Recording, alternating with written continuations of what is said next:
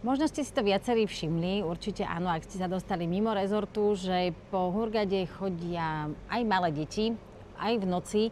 Vyzerajú, že rodičia sú boh vie kde a že oni naozaj sú veľmi chudobní a nemajú peniažky na jedlo a na základné veci. Na toto však pozor, lebo naozaj niekedy ide o až priam skoro organizované malé skupiny detí, ktoré nie sú až tak úplne bezprizorné. Častokrát práve ich rodičia sedia niekde vo vedľajšej reštaurácii a čakajú, že tie deti vyberú peniaze a je to v podstate ich zárobok. A niektorí sú takí, že to neminú práve na to jedlo pre tie deti, ale na niečo úplne iné.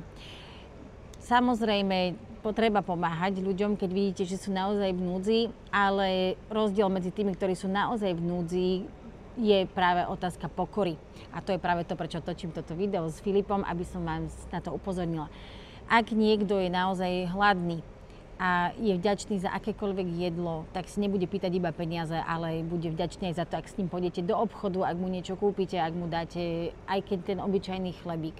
Ale potom sa stávajú prípady, kedy vy v dobrej viere aj takému malému dieťaťu dáte peniaze. A keď ono usúdi, že to je málo, tak vôbec bez pokory, bez toho, aby vôbec bolo vďačné, že si môže za tých aj keby pár poundov kúpiť aspoň ten chlebík, tak vám to normálne hodí o tvár, o oblečenie, o vaše veci proste tam, kde ste, alebo ak ste v reštaurácii, tak vám to hodí na stôl a ešte sa urazí, že koľko ste mu dali málo.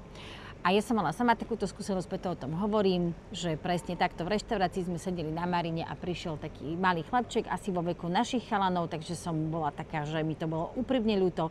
Bolo to na začiatku môjho života v Hurgade a tiež som mu dala peniaze, len ja som mala na začiatku 5 poundovku a pod tým som mala väčšie bankovky a on iba keď videl tú 5 poundovku, lebo si to ďalej nepozrel, tak s opovrhnutím mi to hodil na stôl a ešte naozaj dobre, že sa nerozkričal, že koľko málo som mu to dala.